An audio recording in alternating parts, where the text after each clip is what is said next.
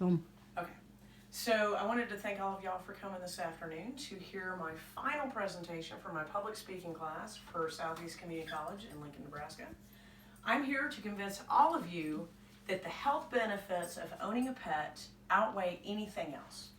So the pet, owning a pet has enough health benefits to encourage new or continued pet ownership. Who in this room owns pets? Everyone except for my mother. Okay. So, but my mother has pets vicariously through me.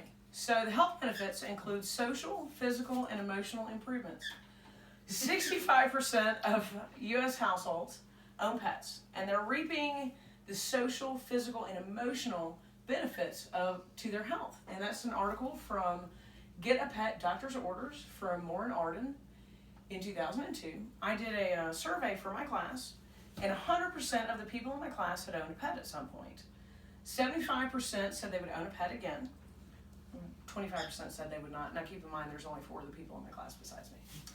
So the social, physical, and emotional improvements. The relevance is we are all so health conscious these days that owning a pet should definitely factor into our decision-making process. I found all of my information in the Southeast Community College Library website and the EBSCO database. So I'm going to describe the social benefits, I'm going to explain the physical benefits, and we're going to explore the emotional benefits as well. So the social benefits, first of all, they help increase communication in the household. An article called Pets and the Health Benefits by Joan Archart-Treichel talked about a woman who had a hard time talking with her dad, which I can kind of relate to. So she would start by talking with her dad about the family dog. And so they would talk about what the dog was doing or what he was playing with or whatever, and then she would start to broach the subject that she was trying to talk with her dad about. The same article also talked about talking with strangers. So they did an experiment where people were walking in Hyde Park in England, and at first they went walking without their pet. Nobody really talked to them.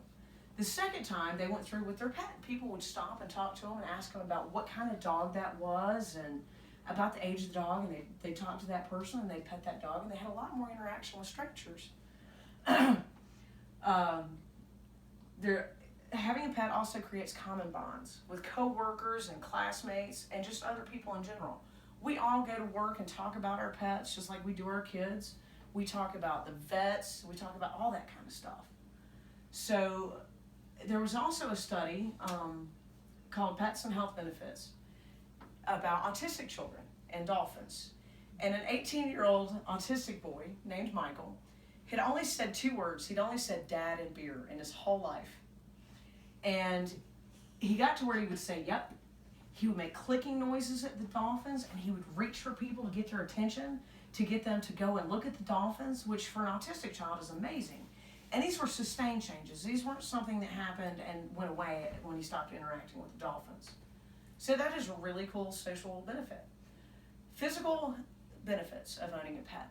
You've got increased exercise. You're playing tug of war, you're throwing the ball, you're walking your dog. Some people even walk cats on a harness or birds or lizards. I've seen all sorts of stuff on harnesses on Facebook and stuff like that. So the health benefits article said that the BP of blood pressure people would lower when they were petting their own pet versus when they were reading a really boring text or when they were talking to the interviewer. Also, while you're petting your pet and interacting with your pet, oxytocin, which is a hormone which is related to attachment, goes up. Also, prolactin goes up. And prolactin is a hormone that gives you a feeling of happiness. So, also, some people quit smoking because of the secondhand smoke that affects their pets, because it's bad for your pets as well.